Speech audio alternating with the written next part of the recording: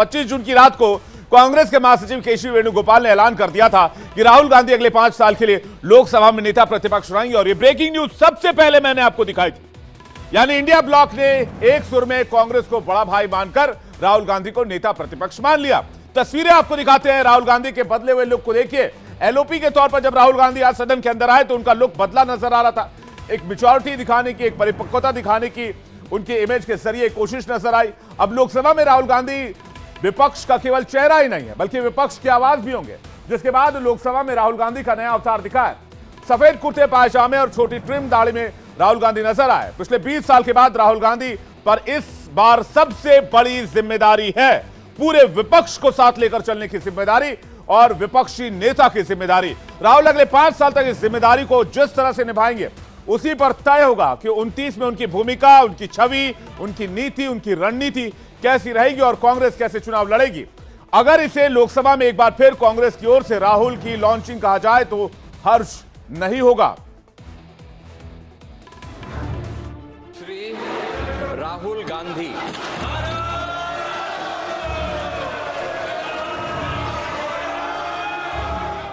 10 साल के बाद लोकसभा को राहुल गांधी के तौर पर एलओपी यानी लीडर ऑफ ओपोजिशन मिल गया। आई राहुल गांधी 10 साल बाद लोकसभा में कांग्रेस ने नेता प्रतिपक्ष का कोरम पूरा किया तो राहुल गांधी नेता प्रतिपक्ष बने। इससे 18वीं लोकसभा में कई तरह की नई परिस्थिति बनेगी। लोकसभा स्पीकर पद के चुनाव के ऐन पहले राहुल को एलओपी बनाया गया। Informing the decision of appointment of Rahul Gandhi as the leader of opposition in the Lok Sabha. Rahul के एलओपी बनने के साथ ही ऐसा पहली बार होगा जब उत्तर प्रदेश से ही देश का पीएम भी होगा और लोकसभा में नेता प्रतिपक्ष। लोकसभा में राहुल गांधी 15वें नेता प्रतिपक्ष होंगे।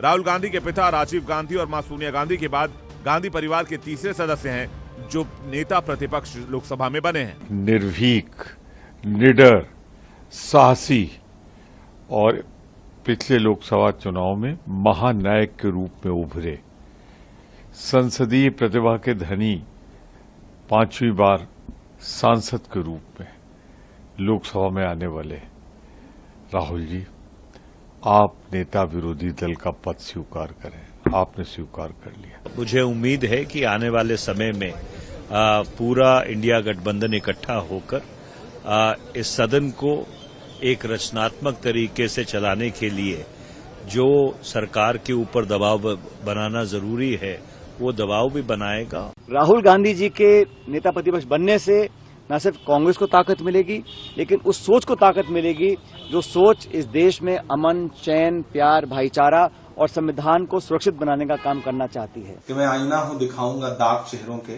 जिसे बुरा लगे वो सामने से हट जाए। तो राहुल गांधी जो कोशिश कर रहे हैं वो अभूतपूर्व है और इस दौर की सबसे बड़ी आवश्यकता थी। इस दौर की राजनीति में सबसे बड़ी जरूरत थी जो काम राहुल गांधी जी ने किया। ये सच है कि भारतीय लोकतंत्र में नेता प्रतिपक्ष का पद काफी शक्तिशाली होता है जिसे शैडो पीएम के तौर पर जाना जाता है। इस तरह से राहुल गांधी लोकसभा में पीएम मोदी के सामने एक बड़ी पावर के तौर पर उभर सकते हैं। उनको बधाई देता हूं एलओपी बनने के लिए और हम सब विपक्ष के लोग मिलकर के काम करेंगे, सत्ता पक्ष से जवाब मांगेंगे। मणिपुर से लेकर के महाराष्ट्र तक जब हर आदमी का अधिकार, उसके विचार और हर माँ बहन की सुरक्षा की आवाज एक ही व्यक्ति राहुल गांधी है तो उन्हें तो बनना ही चाहिए था। मीडिया रिपोर्ट्स की माने तो 2004 और 2014 के बीच तत्कालीन प्रधानमंत्री मनमोहन सिंह के नेतृत्व में यूपीए की सरकार में भी राहुल को कैबिनेट पद लेने के लिए दबाव डाला जा रहा था। हालांकि तब भी उन्होंने मना कर दिया था, लेकिन इस बार राहुल गांधी ने इस पद को स्वीकार करके संसद में विपक्ष की मांग को कबूल कर लिया है। लेकिन अगले 5 साल राहुल गांधी विपक्ष की आवाज को कितना बुलंद कर पाएंगे, ये देखने वाली बात होगी। जय हिंद, जय संविधान। आज नेता प्रतिपक्ष बनने के बाद राहुल गांधी ने एक वीडियो जारी करके बताया कि आखिर वो नेता प्रतिपक्ष का मतलब क्या समझते हैं। नमस्कार। देश की जनता को, कांग्रेस पार्टी के कार्यकर्ताओं को, इंडिया गठबंधन के सब नेताओं को मैं दिल से धन्यवाद करता हूं। मुझे किसी ने पूछा मेरे लिए एलओपी का क्या मतलब है। एलओपी आपकी आवाज है, आपका औजार है। जो भी आपके दिल में भावना है, आपकी समस्याएं हैं, एलओपी के माध्यम से मैं लोकसभा में आपके लिए उठाऊंगा। हिंदुस्तान के गरीब लोग, दलित, आदिवासी, पिछड़े, अल्पसंख्यक, किसान, मजदूर, मैं आपका हूँ। संविधान से आपकी रक्षा होती है।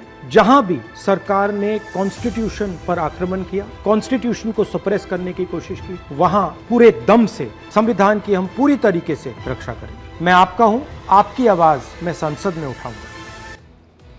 राहुल रायबरेली से सांसद है और नेता प्रतिपक्ष बनने के बाद राहुल गांधी कितने शक्तिशाली हो जाएंगे, यानी राहुल की शक्तियों में क्या इजाफा होगा, क्योंकि सदन में नेता प्रतिपक्ष शैडो पीएम की तरह माना जाता है, इसलिए नेता प्रतिपक्ष को कैबिनेट मंत्री का दर्जा हासिल होता है, सरकारी बंगला मिलता है, सचिवालय में दफ्तर मिलता है, उच्च स्तरीय सुरक्षा मिलती है, मुफ्त हवाई और रेल यात्रा मिलती है, सरकारी गाड़ी और वाहन भत्ता मिलता है, 3,30,000 रुपए महीने की सैलरी मिलती है, देश में 48 सालाना यात्रा भत्ता मिलता है, 14 लोगों का स्टाफ मिलता है और एक बहुत बड़ा बंगला और गाड़ी भी मिलती है। ये केवल सरकारी सुविधाएं हैं जो राहुल गांधी को मिलेगी। इसके साथ ही लोकसभा में राहुल के पास कौन कौन सी शक्तियां आएंगी ये भी जान लीजिए, ये भी बता देता हूं। सदन में असीमित समय बोलने की आजादी मिलेगी क्योंकि वो एलओपी बन गए हैं, लीडर ऑफ अपोजिशन।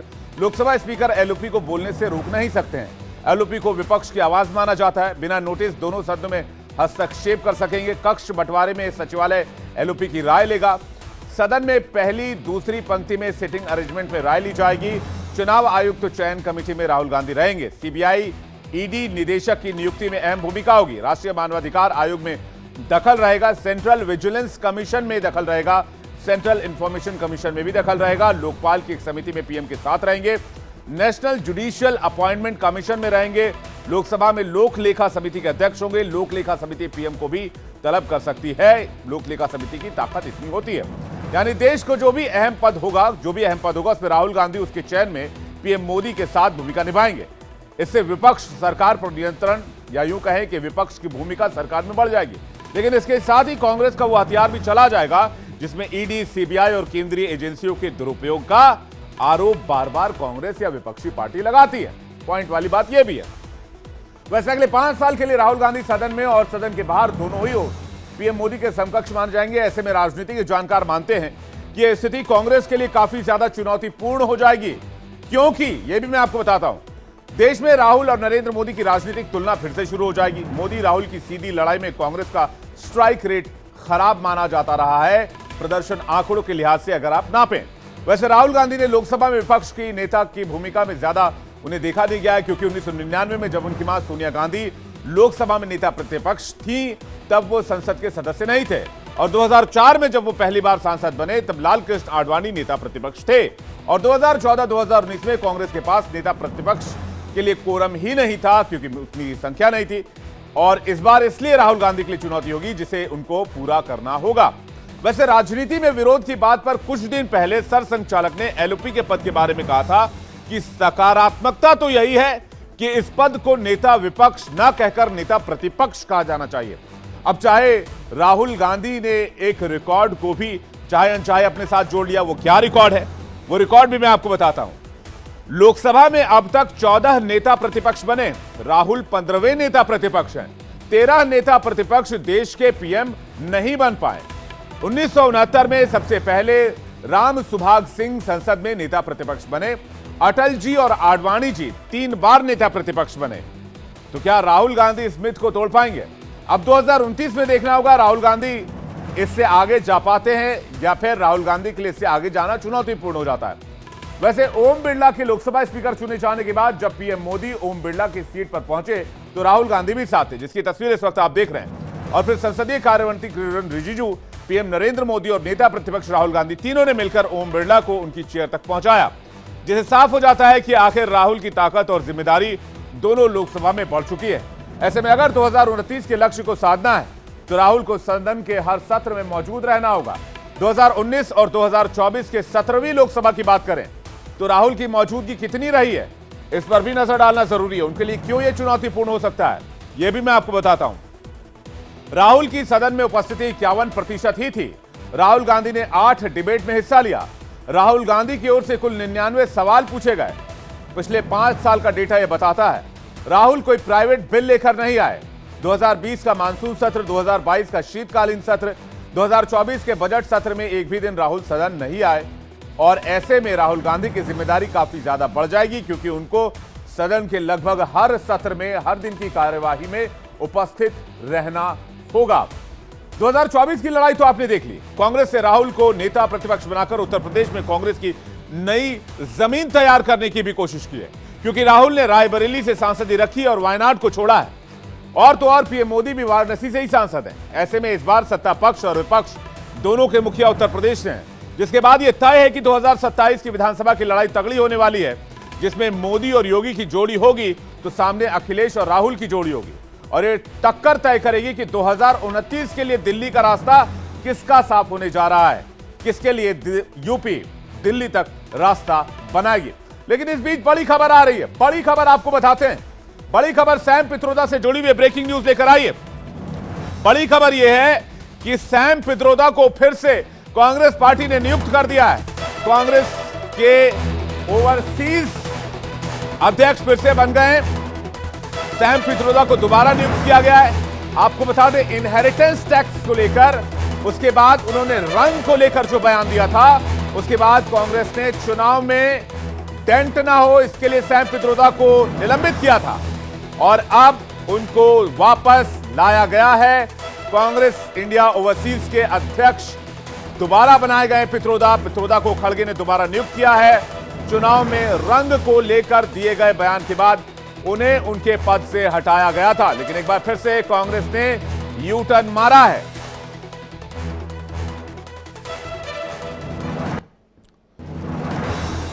आइए बात करते हैं आज की एक और बड़ी खबर की। बड़ी खबर यह है कि पहले ही दिन संसद में मोदी तो क्या माना जाए, पहले ही जंग में विरोधी पस्त हो गए। कैसे, आइए जानते हैं। सबसे पहले तस्वीर लेकर आइए। तस्वीर आपको दिखाते हैं जब ओम बिरला आज ध्वनि मत से स्पीकर चुन लिए गए।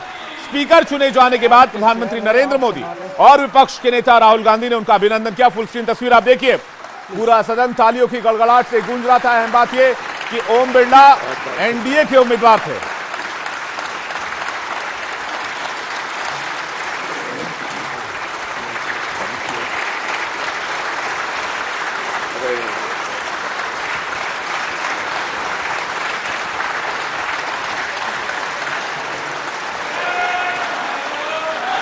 विपक्ष के विरोध के बावजूद स्पीकर पद पर मोदी की पसंद ओम बिरला ध्वनि मत से चुने गए।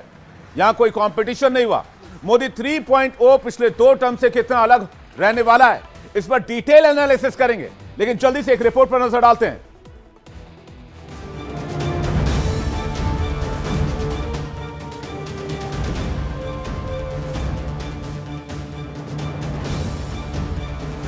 मोदी सरकार अपनी पहली अग्नि परीक्षा में पास हो गई। अपने तीसरे कार्यकाल में मोदी विपक्ष के खिलाफ 1-0 से आगे हो गए और मोदी की पसंद के ओम बिरला एक बार फिर से लोकसभा स्पीकर बन गए।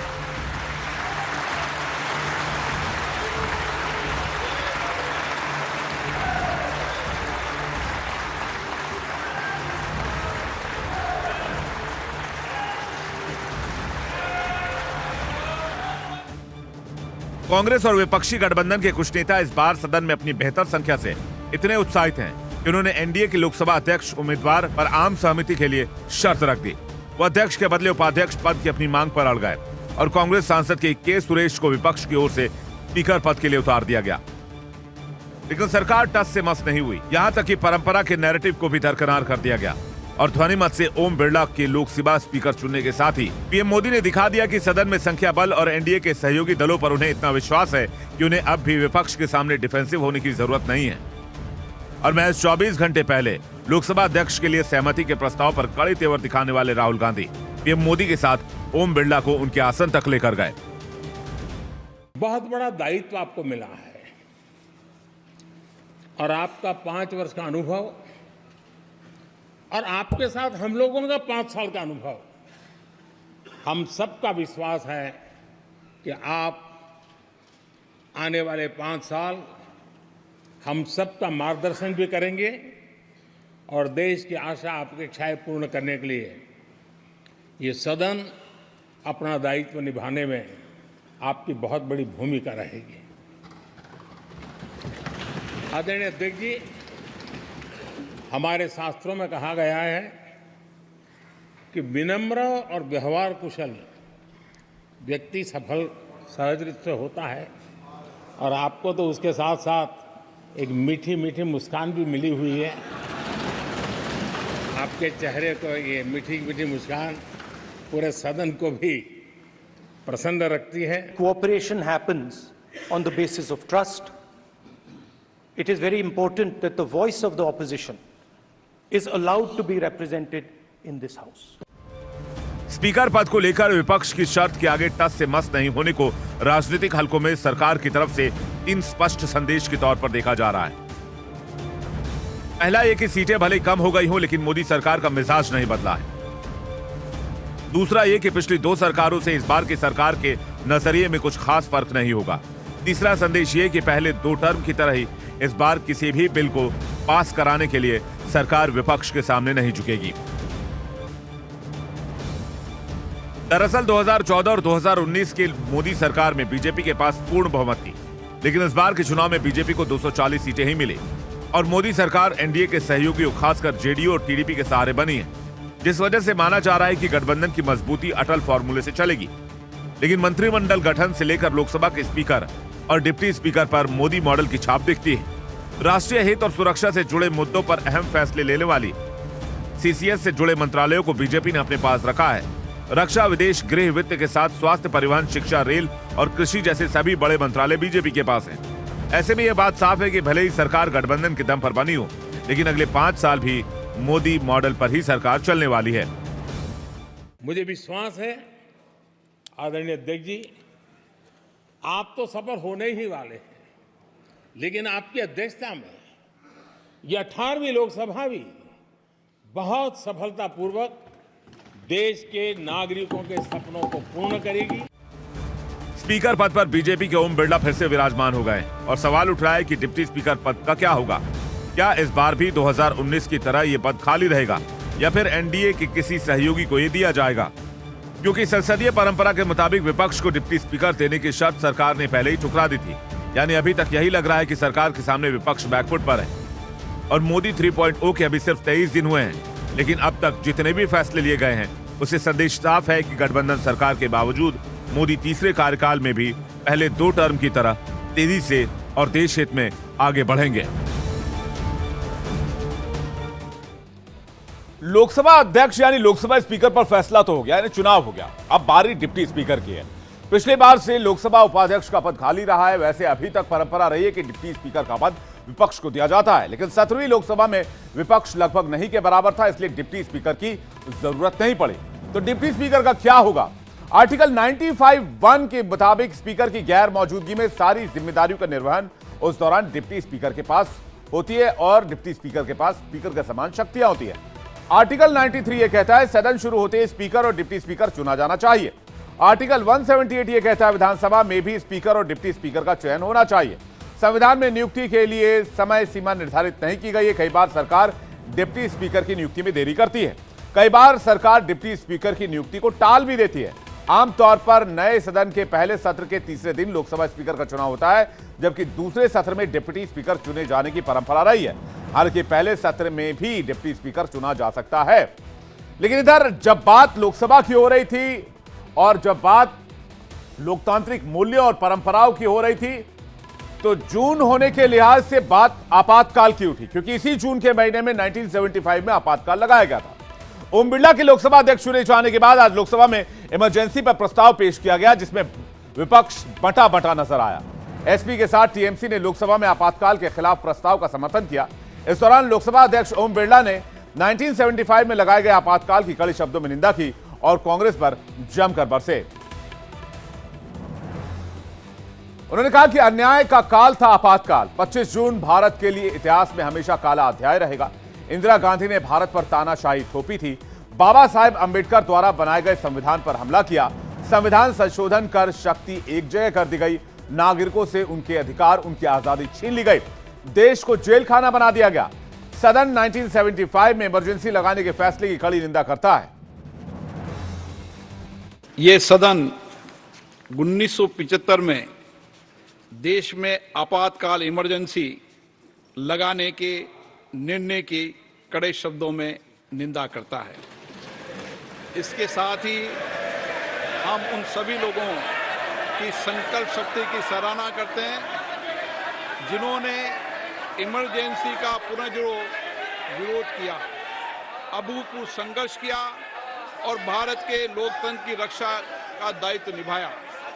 भारत के इतिहास में 25 जून 1975 के उस दिन को हम हमेशा काले अध्याय के रूप में जाना जाएगा। आज जो संविधान की स्पीकर ओम बिरला इमरजेंसी के दौरान जान गंवाने वालों की याद में 2 मिनट मौन रखने की अपील भी की। सत्ता पक्ष के सांसदों ने मौन रखा, लेकिन कांग्रेस और विपक्ष के सांसद हंगामा करते रहे। विपक्ष का आरोप था कि स्पीकर बीजेपी का एजेंडा चला रहे हैं। हालांकि इमरजेंसी के मुद्दे पर कांग्रेस अकेले पड़ गई और बीजेपी के साथ एनडीए के नेता इस मुद्दे पर कांग्रेस पर हमलावर हो गए। बीजेपी अब इस बात पर अड़ गई है कि कांग्रेस को देश से माफी मांगनी चाहिए। आज जो संविधान की सबसे ज्यादा दुहाइयां देती हैं, ये भी जरूरी है कि उनका खुद का ट्रैक रिकॉर्ड वो देखें। संविधान की जिस तरह से धज्जियां उड़ाई गई हैं और जिस तरह से गला घोटा है इमरजेंसी के द्वारा, और सबके संवैधानिक अधिकार जो है इन्होंने छीन लिए थे, वो सब भी हम बार बार दुनिया को याद दिलाएंगे ताकि इस तरह का खिलवाड़ जो है संविधान से के साथ दूसरी बार हो ना पाए। जब माननीय स्पीकर के द्वारा इस प्रस्ताव को लाया गया और इमरजेंसी की निंदा करने की बात जब सबने की, जिस तरीके से विपक्ष ने हंगामा करने का काम किया, विपक्ष क्या समर्थन करता है उस दौर का, ये ऐसा समय था जो भारत के आने वाले समय में भी एक काले अक्षरों में लिखा जाएगा और मौजूदा और आने वाली पीढ़ी को इससे सीख लेने की जरूरत है। यानी साफ तौर पर बीजेपी आने वाले साल में इस पूरे 2024 और 2025 में आपातकाल को एक बड़ा मुद्दा बनाएगी और कांग्रेस को घेरेगी। वहीं दूसरी तरफ एक दिन पहले बीजेपी के नेताओं ने काफी कुछ इमरजेंसी पर कहा था। अब जब सदन में लोकसभा स्पीकर ओम बिरला ने इमरजेंसी पर बयान दिया तो पीएम मोदी ने ट्वीट कर इसकी सराहना की और कहा कि आज की पीढ़ी को इमरजेंसी के बारे में जानना चाहिए। यह जानकर अच्छा लगा कि अध्यक्ष महोदय ने सदन में आज अपने बयान में इमरजेंसी के दौरान हुई ज्यादतियों का विस्तार से चर्चा की। आपातकाल के 5 दशक हो रहे हैं। आज की पीढ़ी को उस दौर को विस्तार से जानना चाहिए।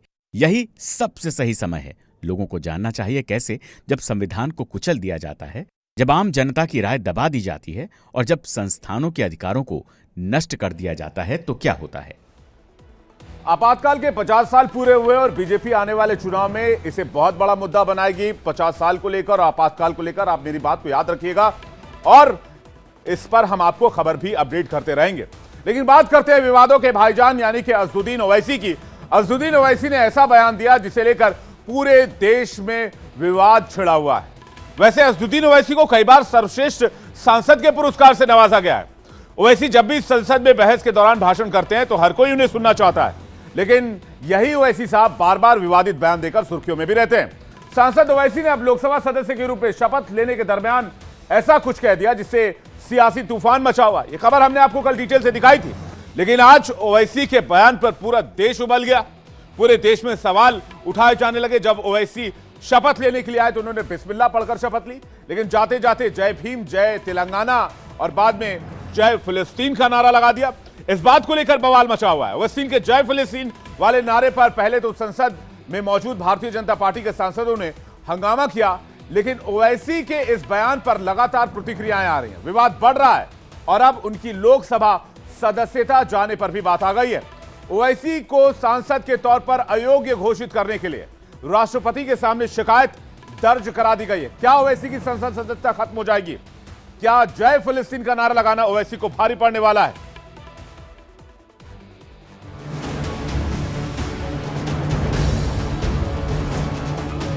जय भीम, जय तेलंगाना, जय फलस्तीन, जय फलस्तीन, जय फलस्तीन। हैदराबाद से सांसद अजदुद्दीन ओवैसी का विवादों से पुराना नाता है। उनके बयान अक्सर इस कदर विवादित होते हैं कि देश भर में बहस छिड़ जाती है। अब एक बार फिर संसद सदस्य के रूप में शपथ लेने के दौरान भाईजान ने ऐसा बयान दिया जिस पर विवादों की बाढ़ आ गई। उनकी लोकसभा सदस्यता जाने पर भी बात हो रही है। ओवैसी को सांसद के तौर पर अयोग्य घोषित करने के लिए वरिष्ठ वकील हरिशंकर जैन ने राष्ट्रपति से शिकायत की है। एडवोकेट विनीत जिंदल ने भी सोशल मीडिया पोस्ट में दावा किया है कि उन्होंने भारत के संविधान के अनुच्छेद 103 के तहत राष्ट्रपति के समक्ष एक शिकायत दर्ज कराई है, जिसमें फिलिस्तीन के प्रति अपनी निष्ठा दिखाने के लिए ओवैसी को अनुच्छेद 102(4) के तहत अयोग्य ठहराने की मांग की गई है। जय फिलिस्तीन का नारा उस मन से लगाना यह साबित करता है कि वो कहीं ना कहीं से विदेशी शक्तियों से मिले हुए हैं और उस राज्य के प्रति उनका समन्वय है, उनका झुकाव है। भारतीय संविधान का अनुच्छेद 102 में साफ लिखा है कि जो व्यक्ति इन एलिजेंस और एडहेरेंस जो फॉरेन स्टेट होगा वो अयोग्य माना जाएगा, डिस्क्वालीफाई माना जाएगा। दरअसल ओवैसी को 18वीं लोकसभा की कार्यवाही के दूसरे दिन लोकसभा के सदस्य के रूप में शपथ लेने के लिए प्रोटेम स्पीकर ने बुलाया। ओवैसी आए, उन्होंने बिस्मिल्लाह पढ़कर उर्दू में शपथ ली। बिस्मिल्लाहिर्रहमानिर्रहीम। मैं असदुद्दीन ओवैसी, जिसे लोकसभा का रुकन मुंतखब किया गया है। उर्दू में शपथ लेने पर कोई एतराज नहीं था, लेकिन शपथ लेने के बाद उन्होंने जाते जाते जय भीम, जय तेलंगाना और उसके बाद जय फिलिस्तीन का नारा लगा दिया। इसी बयान को लेकर बवाल मच गया। और जिस ओहदे को मैं संभालने वाला हूं, इसके फराइज और वफादारी से अंजाम दूंगा। जय भीम, जय मीम, जय तेलंगाना, जय फलस्तीन, तकबीर, अल्लाहु अकबर। ओवैसी ने जैसे ही जय फिलिस्तीन का नारा लगाया तो संसद में मौजूद भारतीय जनता पार्टी के सांसदों ने हंगामा शुरू कर दिया। ओवैसी के इस बयान के खिलाफ लगातार प्रतिक्रियाएं आ रही हैं। बीजेपी सांसद गिरिराज सिंह ने कहा है कि ओवैसी ने जिस तरह से संसद में शपथ ली है, पूरे देश का अपमान हुआ है। ओवैसी की सदस्यता रद्द होनी चाहिए। ओवैसी पर कार्रवाई होनी चाहिए, इनकी सदस्यता रद्द होनी चाहिए।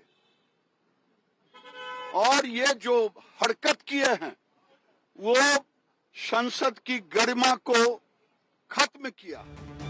ओवैसी के विवादित नारे पर मुंगेर लोकसभा सीट से सांसद और केंद्रीय मंत्री ललन सिंह ने प्रतिक्रिया देते हुए कहा, ये गलत है। आप भारत के संविधान के प्रति शपथ लेते हैं। भारत के संविधान के प्रति शपथ लेने पर आप किसी दूसरे देश का जिंदाबाद नहीं कर सकते हैं।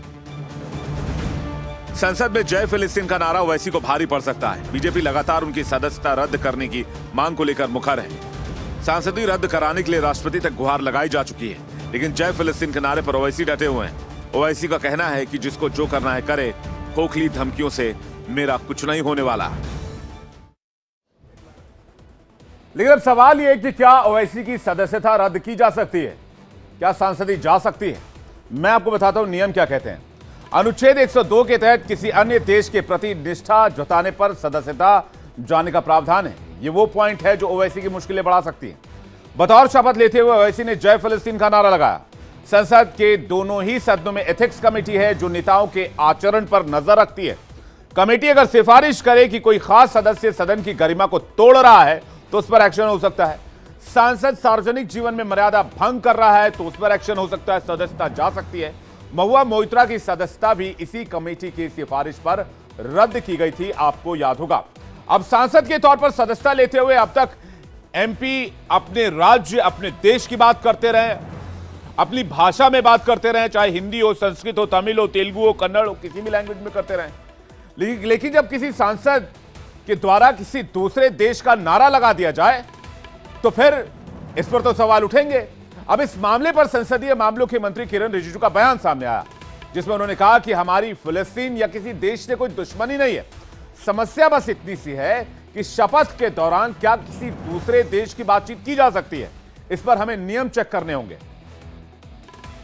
We have no any kind of enmity with Palestine or any other country.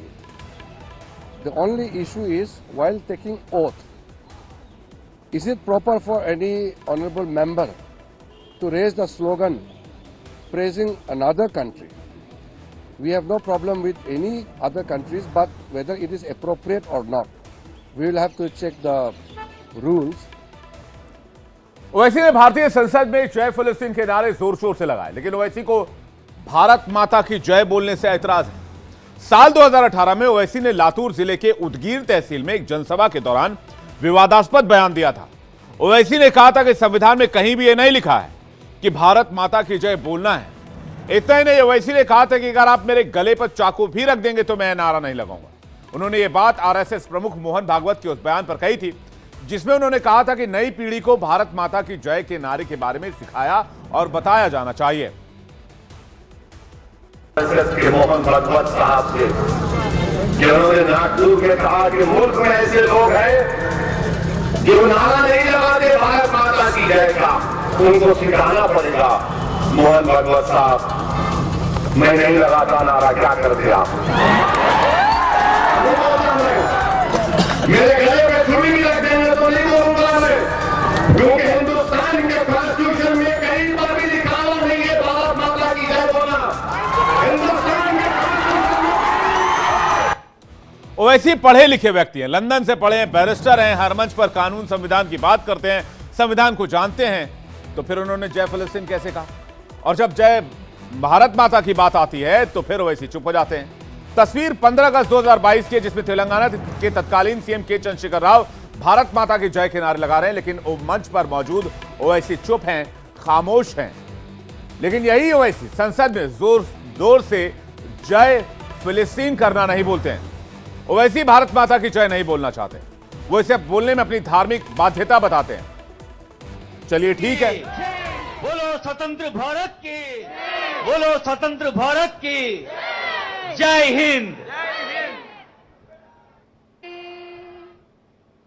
तो देखा आपने, स्वतंत्र भारत की जय भी ओवैसी नहीं करना चाहते हैं, भारत माता की जय नहीं बोलना चाहते हैं, वो इसे बोलने में अपनी धार्मिक बाध्यता बताते हैं। ठीक है, ओवैसी की धार्मिक बाध्यता को सही मान लेते हैं, लेकिन बड़ा सवाल यह है कि जिस देश में ओवैसी रहते हैं, जिस मिट्टी में ओवैसी पैदा हुए, जिस देश में रहकर वो खाते पीते हैं, राजनीति करते हैं, जिस देश से वो सांसद हैं, उस देश की जय नहीं बोल सकते, उस भारत की जय नहीं बोल सकते, तो भारतीय संसद में ओवैसी का जय फिलिस्तीन का नारा कैसे सही ठहराया जा सकता है?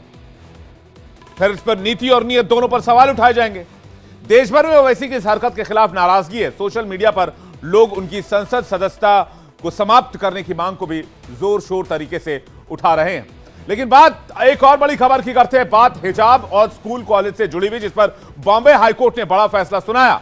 हाईकोर्ट ने साफ कह दिया कि कॉलेज में पढ़ाई और किताब चलेगी, हिजाब तो नहीं चलेगा।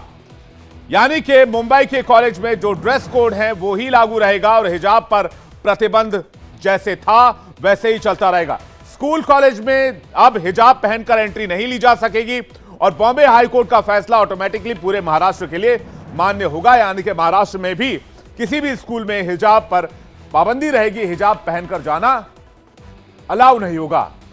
और इस फैसले के बाद पूरे देश में एक मैसेज गया है कि पढ़ाई के लिए किताबें जरूरी है, धार्मिक चिन्ह नहीं।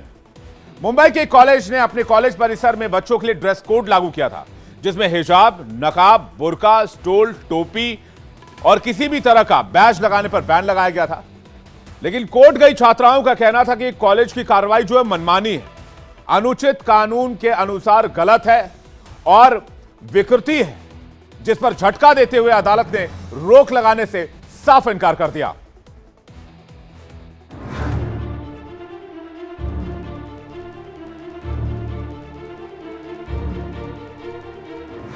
बॉम्बे हाईकोर्ट का हिजाब पर बड़ा फैसला।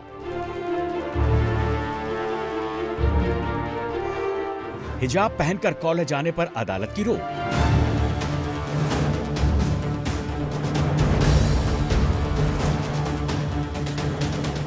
चेंबूर के एक कॉलेज ने पहले अपने कॉलेज के लिए समान ड्रेस कोड लागू किया, जिसमें हिजाब, बुर्का, नकाब, टोपी, स्टॉल पहनने पर रोक लगाई गई और किसी भी तरह के बैच को प्रतिबंधित कर दिया गया। कॉलेज के इसी नियम को लेकर डिग्री कोर्स के सेकंड और थर्ड ईयर की 9 छात्राओं ने हाईकोर्ट में अपील की। अब इस अपील को हाईकोर्ट ने खारिज कर दिया है और छात्राओं को कोई राहत नहीं दी है। यानी अब स्कूल के बच्चे हिजाब या बुर्का पहनकर स्कूल कॉलेज के परिसर में एंट्री नहीं कर पाएंगे। छात्राओं के वकील ने स्वतंत्रता के मूल अधिकार और धार्मिक आयतों का हवाला देकर ये याचिका दाखिल की थी और कहा था कि कॉलेज इसे बैन करने का अधिकार ही नहीं रखता। लेकिन इससे अदालत ने एक भी दलील को नहीं माना और याचिका को खारिज कर दिया।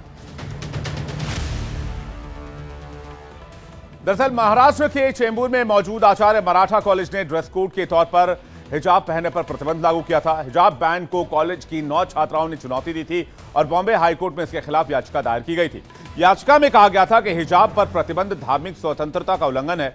अब कोर्ट में आज क्या हुआ ये भी जान लीजिए। याचिका दायर करने वाली छात्राओं का कहना है कि कॉलेज में हिजाब, बुर्का, टोपी, बैज, स्टॉल पर बैन लगाना उनके मौलिक निजता और पसंद के अधिकारों के खिलाफ है।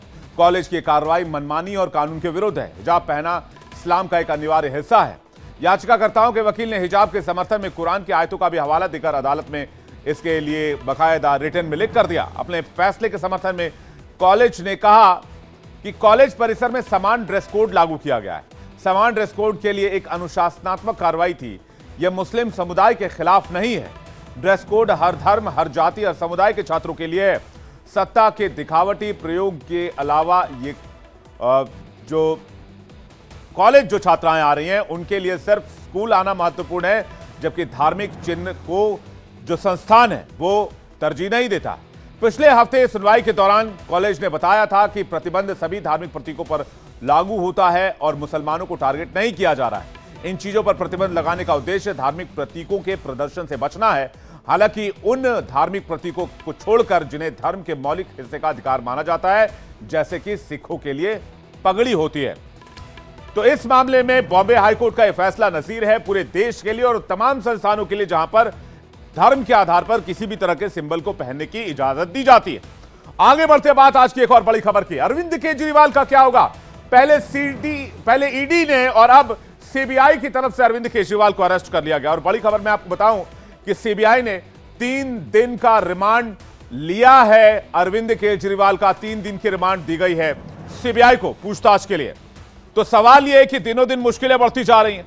ईडी के बाद सीबीआई ने केजरीवाल के खिलाफ शिकंजा कस लिया। तस्वीरें आप देख सकते हैं अरविंद केजरीवाल की। 3 दिन के रिमांड में, सीबीआई के रिमांड में अरविंद केजरीवाल को भेज दिया गया है। तस्वीर देखिए आप, सीबीआई रिमांड की तस्वीर आप देख रहे हैं। 3 दिन तक सीबीआई पूछताछ करेगी। अब से कुछ देर पहले तस्वीर सामने आई है जिसमें आप देख सकते हैं किस तरह से अरविंद केजरीवाल को सीबीआई हेडक्वार्टर ले जाया जा रहा है। एक बार फिर से फुल स्क्रीन तस्वीर देखिए और केजरीवाल के चेहरे पर तनाव देखिए।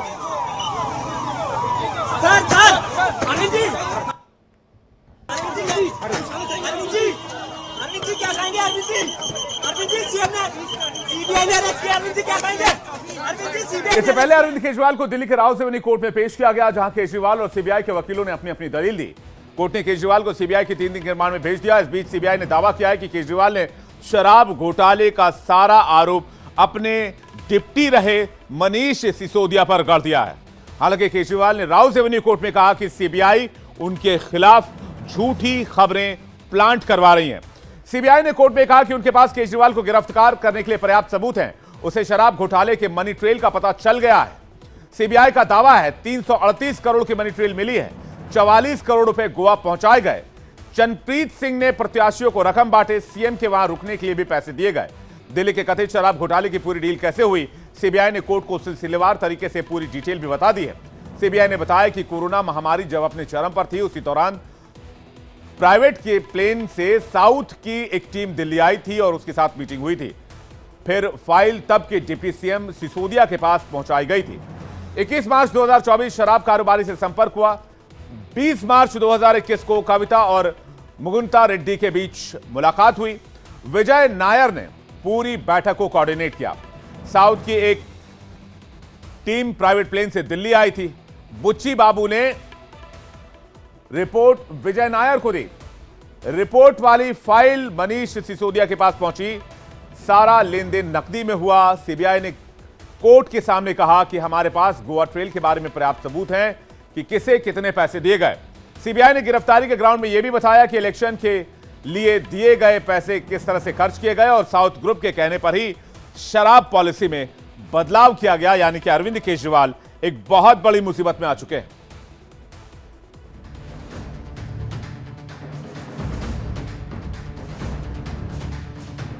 अरविंद केजरीवाल ने बिल्कुल नहीं कहा कि सिसोदिया दोषी है। अरविंद केजरीवाल और मनीष सिसोदिया पिछले काफी दिनों से दिल्ली शराब घोटाले मामले में सलाखों के पीछे हैं और जब केजरीवाल जेल से बाहर निकलने के लिए सुप्रीम कोर्ट का दरवाजा खटखटा रहे थे, इसी बीच अरविंद केजरीवाल को सीबीआई ने गिरफ्तार कर लिया। खबरें सामने आई कि सीबीआई के सामने केजरीवाल ने सारा दोष अपने डिप्टी रहे मनीष सिसोदिया पर मढ़ दिया और कहा कि उन्हें आबकारी नीति के बारे में कोई जानकारी नहीं है। लेकिन राउज एवेन्यू कोर्ट में केजरीवाल ने कहा कि उनके खिलाफ झूठा बयान चलाया जा रहा है। कोर्ट में जज से केजरीवाल बोले, मीडिया में चल रहा है कि मैंने सारा दोष मनीष सिसोदिया पर डाल दिया। सीबीआई सूत्रों के हवाले से यह खबर चलवाई जा रही है। इनका मकसद है कि फ्रंट पेज हेडलाइन बने कि केजरीवाल ने सारा ठीकरा मनीष सिसोदिया के सिर्फ मढ़ दिया है। मैंने कभी ऐसा नहीं कहा। सिसोदिया, मैं और आम आदमी पार्टी पूरी तरह से निर्दोष हैं। कृपया इसे रिकॉर्ड में लिया जाए। ऐसे में सवाल यह है कि मनीष सिसोदिया और केजरीवाल की दोस्ती में कौन दरार डालना चाहता है? क्या सीबीआई ने केजरीवाल का झूठा बयान मीडिया में चलवाया ताकि आम आदमी पार्टी की इमेज बिगाड़ी जा सके, या फिर केजरीवाल ने कोर्ट में झूठ बोला? अब सच्चाई क्या है ये तो केजरीवाल और सीबीआई को पता होगा, लेकिन सिसोदिया और केजरीवाल की दोस्ती में दरार डालने वाली खबर जैसे ही सामने आई, आम आदमी पार्टी सीबीआई पर हमलावर हो गई। आज आपने देखा कोर्ट में जो कोर्ट के आपके रिपोर्टर रहे होंगे उन्होंने देखा होगा कि किस तरह से झूठा प्रचार सीबीआई के द्वारा किया जा रहा था कि अरविंद केजरीवाल ने कह दिया सिसोदिया दोषी है। यह हेडलाइन बन गई टीवी चैनल्स पे। केजरीवाल जी ने जब इसका विरोध किया कोर्ट के अंदर, हमारे वकीलों ने विरोध किया, तो माननीय न्यायाधीश महोदय ने खुद से वो स्टेटमेंट पढ़ा सीबीआई से मांगकर, बोला पढ़ाओ कहां पे लिखा हुआ है।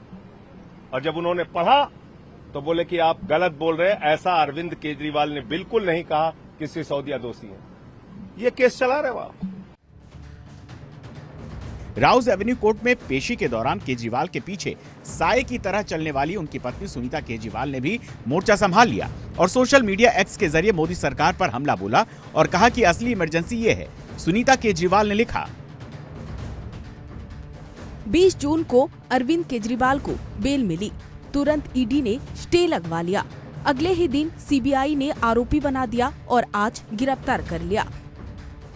पूरा तंत्र इस कोशिश में है कि बंदा जेल से बाहर ना आ जाए। ये कानून नहीं है, ये तानाशाही है, इमरजेंसी है। शराब घोटाला केस में फंसे केजरीवाल के लिए संकट कम होने का नाम नहीं ले रहा।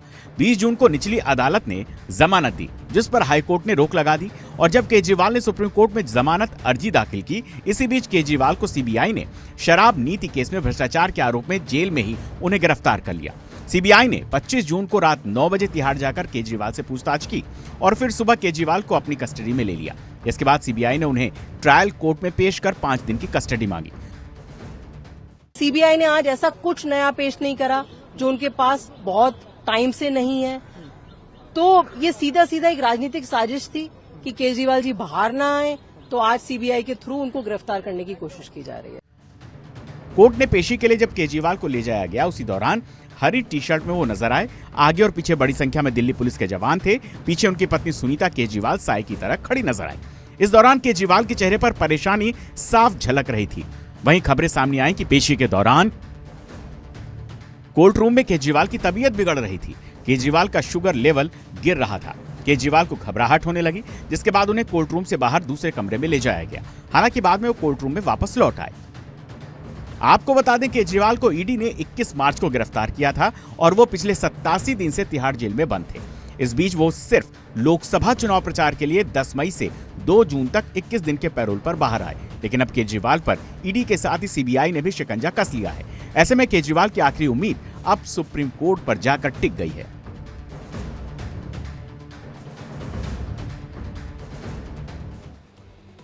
सीबीआई की गिरफ्त में रहने के दौरान अरविंद केजरीवाल हर रोज 30-30 मिनट तक अपने वकील और अपनी पत्नी सुनीता केजरीवाल से मिल सकते हैं और घर का खाना खा सकते हैं और डॉक्टर ने जो दवाइयां लिखी हैं वो ले सकते हैं रेगुलर बेसिस पर।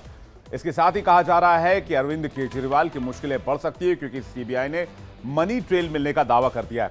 आइए आगे बढ़ रहे, दिल्ली से रुख करते उत्तर प्रदेश का, जहां से आज बड़ी खबर फिर से आई। योगी आदित्यनाथ लगातार 2027 की तैयारी में लगे हुए हैं और जब से उत्तर प्रदेश के लोकसभा के नतीजे आए, योगी आदित्यनाथ सरकार ने अपनी तैयारी की रफ्तार दोगुनी कर दी है। बड़ी खबर यह है कि यूपी में सरकारी कर्मचारियों की पुरानी पेंशन का मुद्दा उठा तो इसे सॉल्व कर दिया योगी सरकार ने अपनी कैबिनेट मीटिंग में। देखिए किस तरह से योगी आदित्यनाथ लगातार कैबिनेट मीटिंग कर रहे हैं। अब इस फैसले से सीधे तौर पर लाखों कर्मचारी, शिक्षक और पेंशनर्स जुड़े हुए हैं। यह शिक्षित वर्ग है और समाज में राय कायम करता है। समाज में न सही, यदि परिवार में भी इन्होंने एक राय बना ली तो इनकी राय करोड़ों वोटर्स तक पहुंच सकती है। 2022 के यूपी विधानसभा चुनाव में एक बड़ा मुद्दा बना था। लोकसभा चुनाव में भी इस पर फैसला नहीं लेना कहीं ना कहीं बीजेपी को नुकसान कर गया है। यह बात सीएम योगी आदित्यनाथ जानते हैं। वहीं पुरानी पेंशन पर सॉफ्ट कॉर्नर पॉलिसी रखने वाले इंडिया गठबंधन को सियासी संजीवनी मिली। इस फैसले से पहले अगर इसको लागू कर दिया गया होता तो शायद यह फायदा इंडिया गठबंधन को नहीं जा पाता, लेकिन अब जब इस फैसले को लागू किया गया है तो इसे 27 की तैयारी के तौर पर देखा जा रहा है।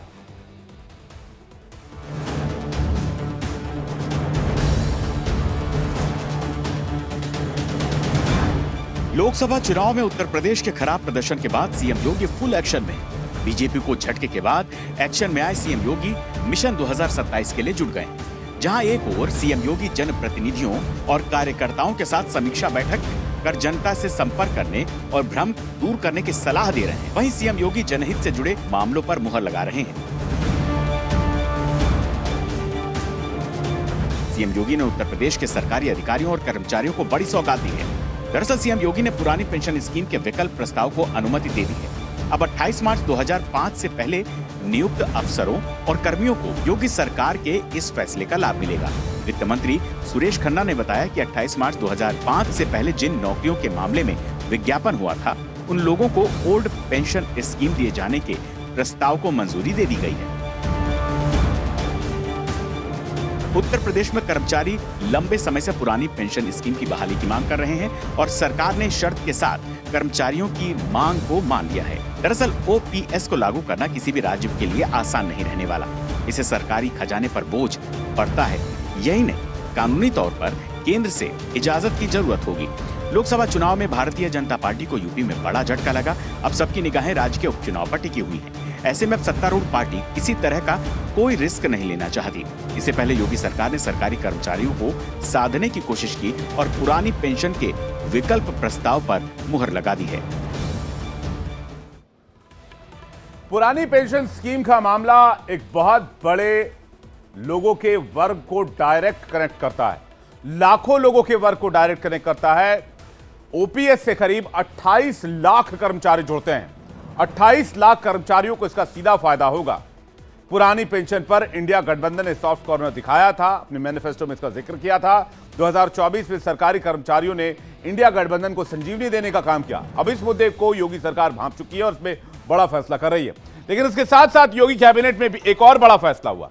उत्तर प्रदेश में सरकारी कर्मचारियों को जहां सीएम योगी ने बड़ी सौगात दी है, वहीं इसके अलावा जनहित से जुड़े 44 और प्रस्ताव पास किए गए हैं। इसमें नोएडा से बॉटनिकल गार्डन से नोएडा सेक्टर 142 तक मेट्रो विस्तार को योगी सरकार ने मंजूरी दे दी है। लगभग 11 किलोमीटर लंबे इस निर्माण कार्य को पूरा करने के लिए 2254 करोड़ रुपए खर्च किए जाएंगे। इस दौरान कुल 8 मेट्रो स्टेशन बनाए जाएंगे, जिसमें ग्रेटर नोएडा से दिल्ली तक का सफर आसान हो जाएगा। यूपी के कर्मचारी और पेंशन भोगी लंबे समय से पुरानी पेंशन बहाल करने की मांग कर रहे थे। ऐसे में उनके लिए खुशखबरी आ गई है। लेकिन यह ऐलान अगर लोकसभा चुनाव नतीजों के पहले या चुनाव के पहले होता तो शायद 2024 की तस्वीर चुनाव के लिहाज से अलग होती। अब 27 के चुनाव में इसका क्या असर होगा, ये देखने वाली बात होगी। हालांकि 2027 का इलेक्शन अभी काफी दूर है और 2027 के चुनाव में, विधानसभा चुनाव में उत्तर प्रदेश में काफी वक्त है। लेकिन योगी सरकार जनहित के मुद्दों पर कोई कोर कसर नहीं छोड़ना चाहती है। आइए आगे बढ़ रहे, बात करते हैं नीट पर एक्शन की। सीबीआई ताबड़तोड़ एक्शन कर रही है नीट पेपर लीक मामले में, जिसमें ईओयू से पेपर लीक मामले की जांच रिपोर्ट और सबूत हासिल करने के बाद सीबीआई ने धड़ाधड़ एक्शन शुरू कर दिए हैं। क्योंकि एक तरफ बच्चों का विरोध प्रदर्शन लगातार जारी है। हर रोज विरोध प्रदर्शन की इस तस्वीर देश के अलग अलग हिस्सों से कहीं से जरूर आ रही है। अब जांच एजेंसी ने 2 आरोपियों चिंटू और मुकेश को रिमांड पर ले लिया है और आरोपियों से पूछताछ में संजीव मुखिया गैंग के पूरे रैकेट का खुलासा हो सकता है। यह भी खुलासा हो सकता है इस रैकेट के तार किस किस स्टेट से, कहां किस किस नेता से, किस किस रसूखदारों से जुड़े हुए हैं।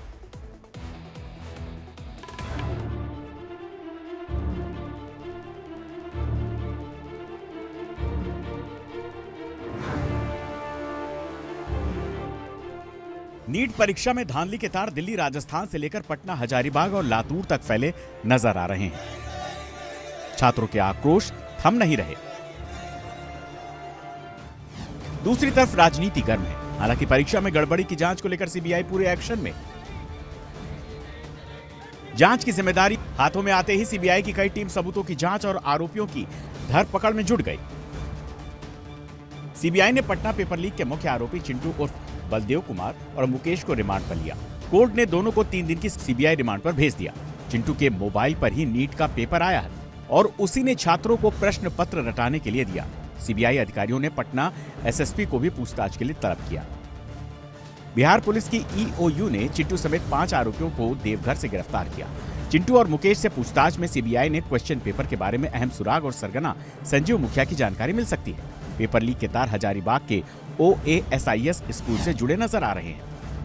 बिहार ईओयू की रिपोर्ट के मुताबिक हजारीबाग में क्वेश्चन पेपर के बॉक्स के रखरखाव और रिसीविंग में लापरवाही हुई। कुरियर कंपनी के ट्रक से उतारे गए पेपर के प्रश्न पत्रों के बॉक्सों को ई-रिक्शा के जरिए एसबीआई की ब्रांच भेज दिया गया।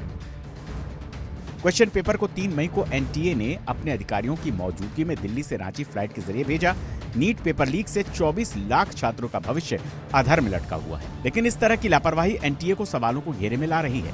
यही वजह है कि धांधली को लेकर विपक्ष लगातार सरकार पर हमले बोल रहा है।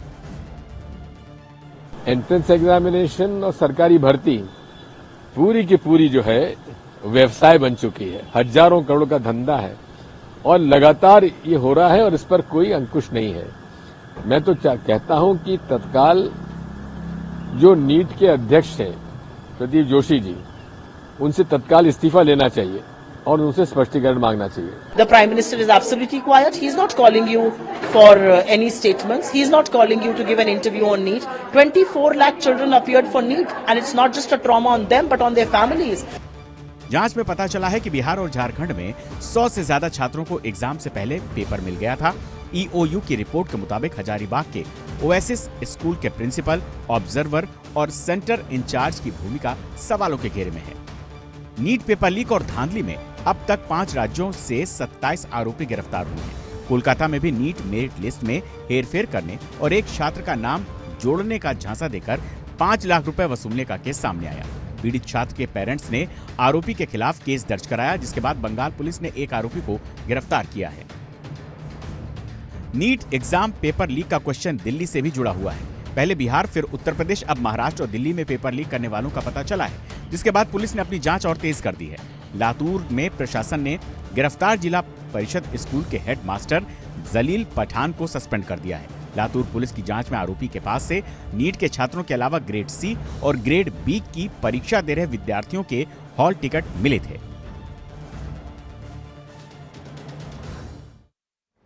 नीट पेपर लीक मामले की जांच करी ईओयू ने जो रिपोर्ट सीबीआई को सौंपी, उसमें जले हुए नीट के प्रश्न पत्र के साथ ही कैंडिडेट की तरफ से सॉल्वर गैंग को दिए गए कई पोस्ट डेटेड चेक भी मिले हैं। रिपोर्ट में नीट के मूल प्रश्न पत्र और जो जवाब वाले दस्तावेज मिले हैं, उनके मिलान को सही पाने का दावा है। ईओयू ने क्या क्या जब्त किया था, जिसे उसने सीबीआई के आगे जांच के लिए दिया है, आपको आइए दिखाते हैं, नजर डालते हैं। सबसे पहले जले हुए नीट के प्रश्न पत्र, नीट यूजी की booklet, Jharkhand number duster car, Abhishek, Shivanand, Ayush, Anurag के 4 एडमिट कार्ड मिले।